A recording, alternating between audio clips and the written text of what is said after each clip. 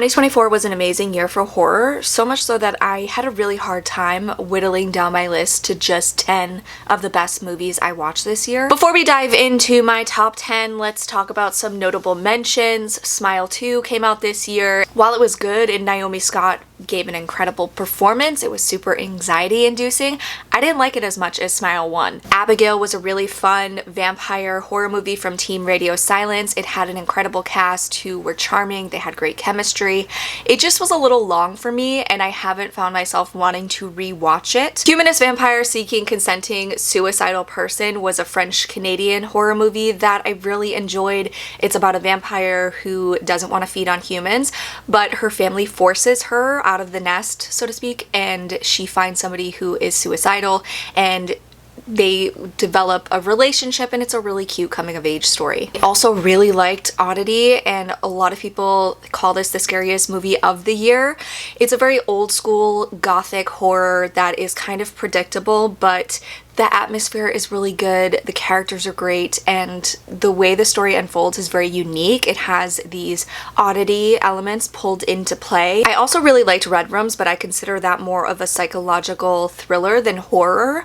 That is a movie about a woman who is obsessed with this true crime case that's going on, and this other woman who's also obsessed with the case, and they show up to court every day to watch it play out, and this guy murdered 3 young girls and filmed it for the dark web, and it's just a really dark and disturbing story about how obsessed people become about true crime, and it's really good. It's really dark. Let's dive into my top 10 favorite horror movies of 2024. Coming in at number 10 is Immaculate, which is a horror movie that came out of nowhere and blew me away. This is starring Sydney Sweeney as a young American nun who heads to an Italian convent, and she discovers that there's sinister, dark stuff going on.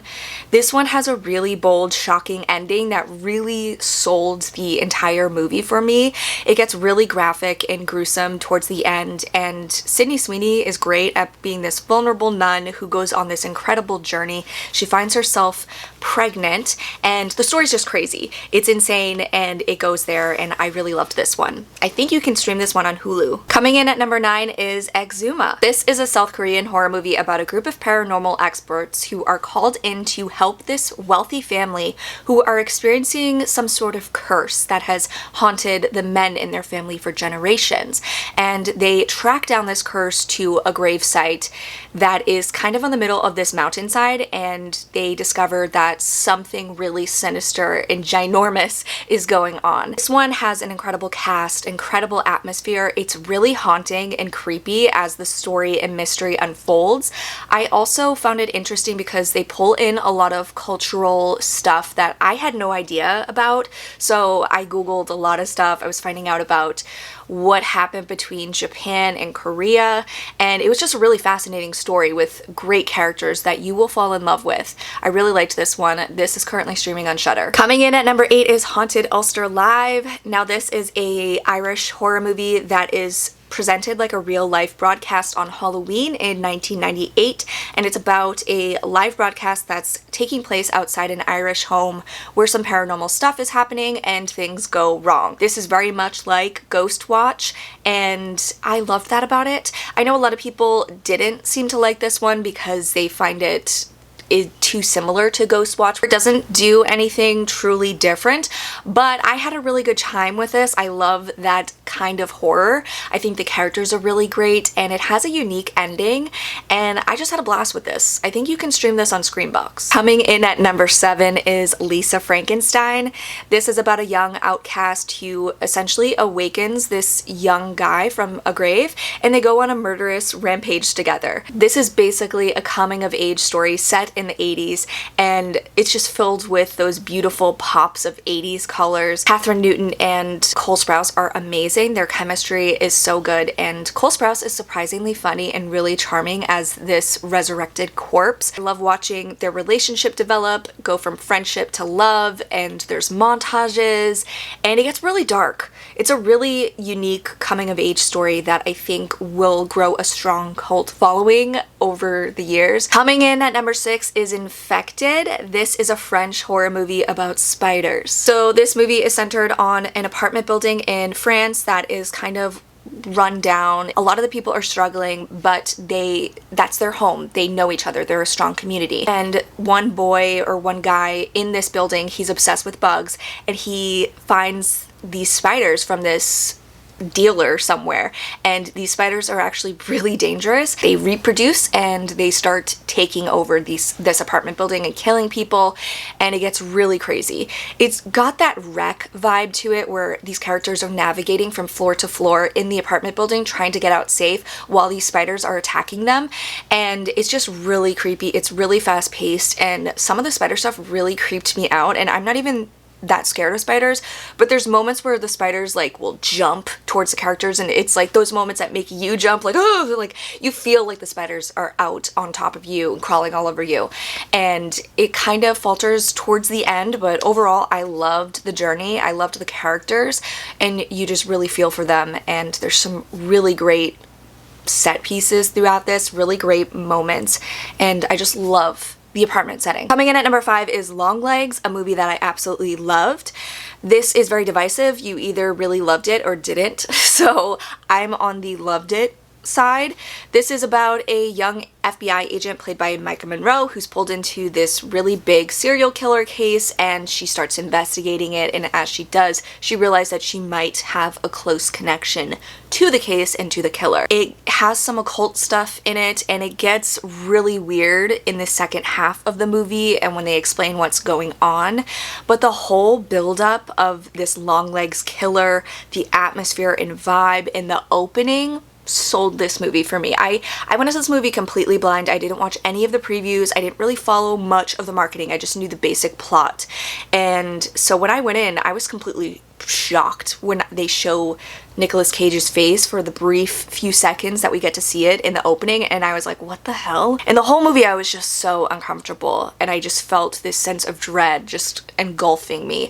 I was so scared trying to figure out what's going on, and then it kind of gets a little goofy towards the end, but I really enjoyed it. I'm not sure if I'll still feel that same way that I did upon my initial watch. I haven't rewatched it yet, but I loved it. This was once my number 1 movie of the year, but it has since fallen down a few, but I really enjoyed it. I think, yeah, it's a little wacky and weird, but it's beautiful. Coming in at number 4 is The First Omen. It's another nun movie that is following an American nun who heads overseas to a convent. This time she is headed to Rome to study with her mentor, and she starts to realize that some weird stuff is going on. It is basically the same plot of Immaculate, but much different outcome, and it's connected to the Omen series. Nell Tiger-Free is amazing in this. She gives a fully physical and emotional performance that I will never forget. There's very much similarities to her performance with Isabella Anjani's performance in Possession. One scene in particular, if you see it, you will know it. It's amazing. It blew me away. It took my breath away.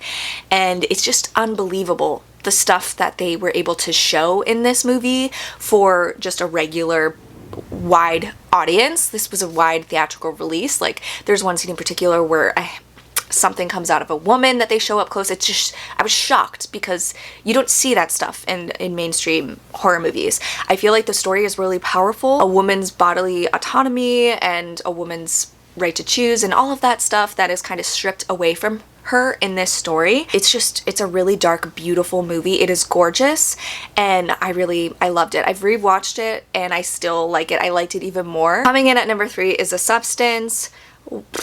Amazing. Demi Moore, Margaret Qualley, beautiful, colorful, over the top, ridiculous, but amazing. This is a story about an aging aerobics fitness star played by Demi Moore, who just, she hears about this substance that will create a younger, better version of yourself, and she decides to take it because she's desperate.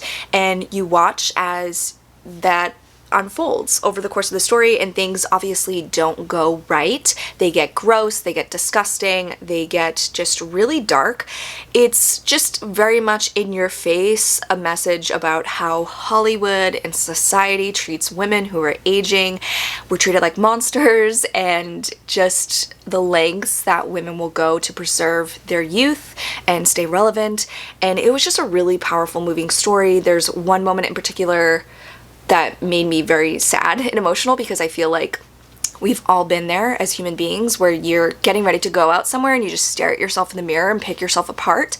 I do that every time I create a video and have to edit it. Like, it's awful what we do to ourselves. We're our own worst enemies.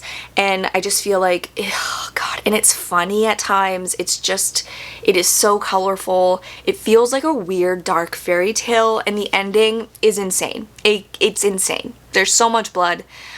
Every performance in this movie is amazing. I loved it. Coming in at number 2 is Late Night with the Devil. This was for the longest time my number 1 movie of the year. It's a comfort watch for me already. I've watched this multiple times already.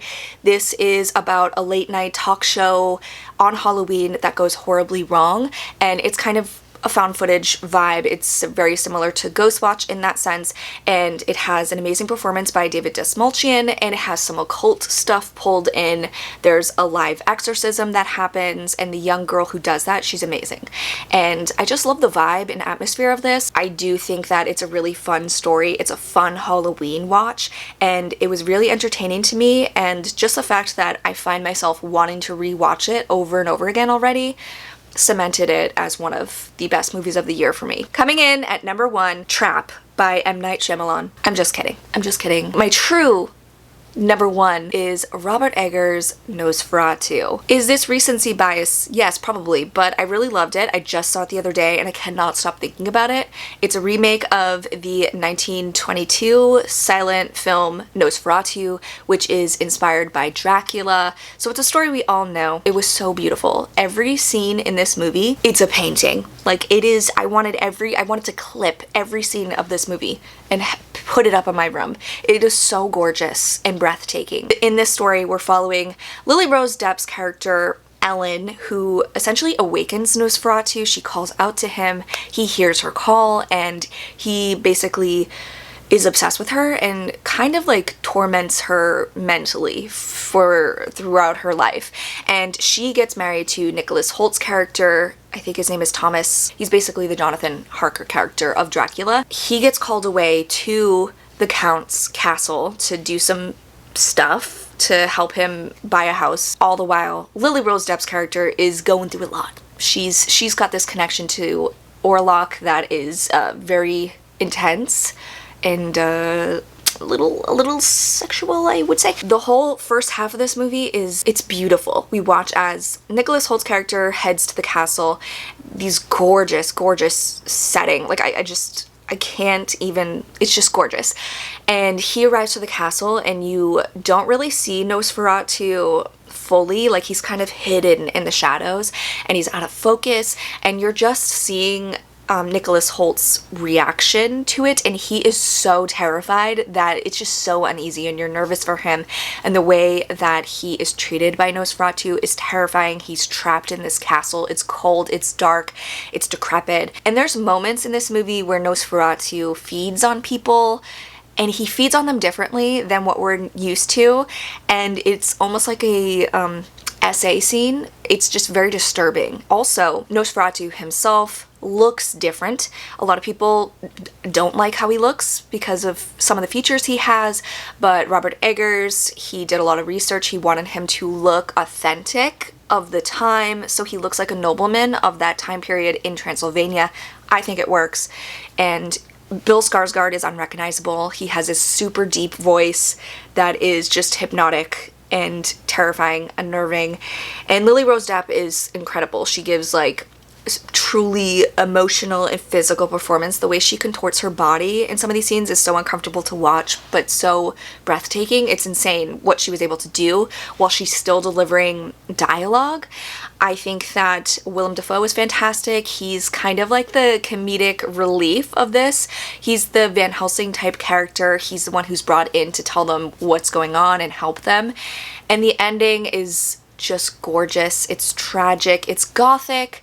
It is everything that I love in a gothic horror. It's slow, it's gorgeous, it's atmospheric, and I loved it. And I've been on a vampire Dracula Nosferatu kick ever since, and I've been rewatching the older ones, and I think while on a horniness scale, Bram Stoker's Dracula is hornier to me, but I do think Nosferatu's Robert Iger's Nosferatu is much darker. It's a darker version of Nosferatu where he's not sexy, he's terrifying, he's evil, and I love him, okay? And there you go. Those are my top 10 horror movies of 2024.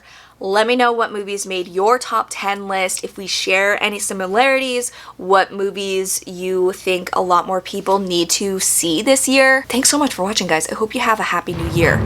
Thank you. Goodbye.